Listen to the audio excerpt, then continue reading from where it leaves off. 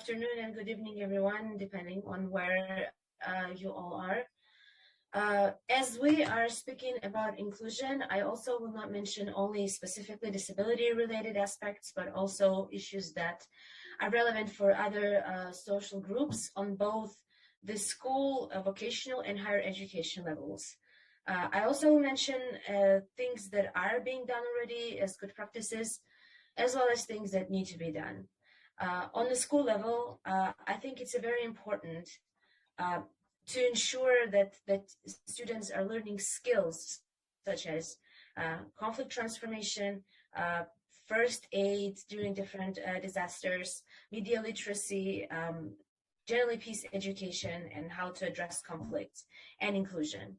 I think it's very important to normalize disability and representation of other non-dominated groups through textbooks and both directly and indirectly using different learning materials.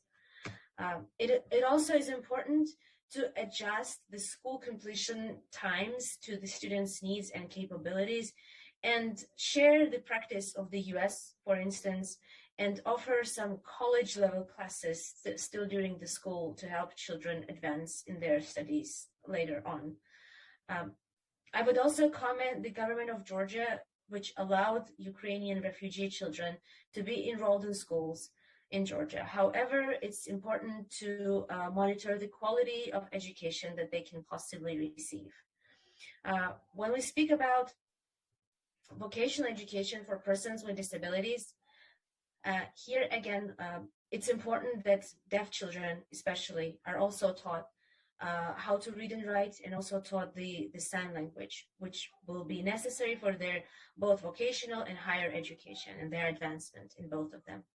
On the vocational education level, the student with disabilities is evaluated by the multidisciplinary team and then referred to necessary services such as personal assistant, accessible transportation, or sign language interpretation.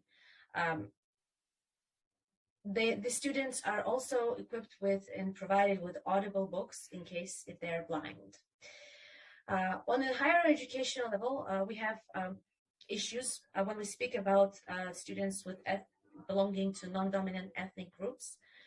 They are allowed to take exam either in Armenian or Azerbaijani language, as these are the two most populous ethnic minority groups that have issues with speaking state language.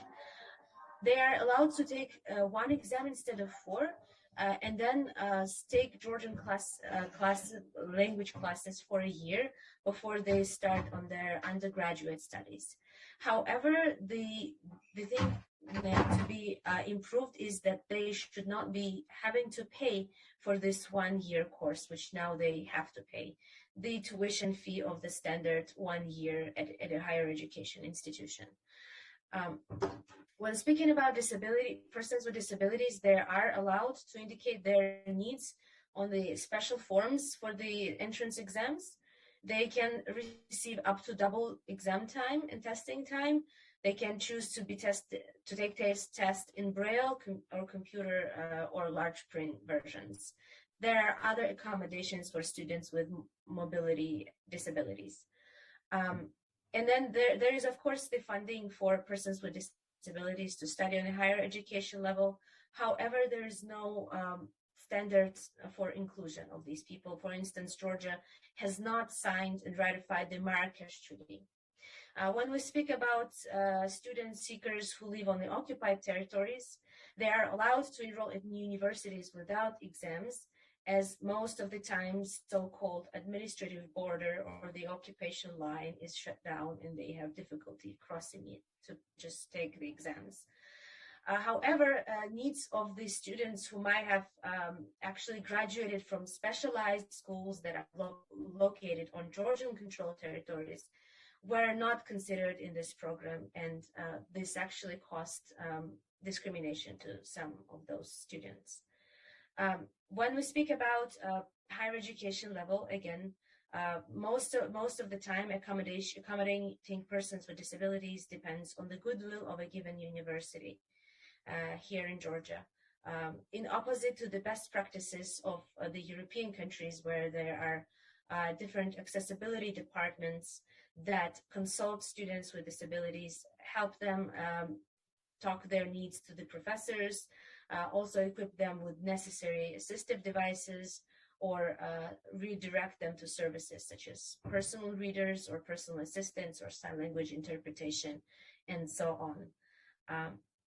I would want to stop here, as there are a lot of things that need to be improved, and the best practices need to be really taken into account.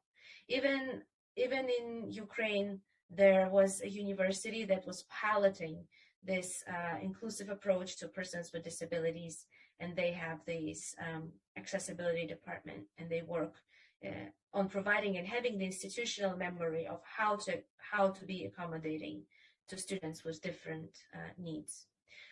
Thank you very much, and I'm looking forward to any feedback or questions.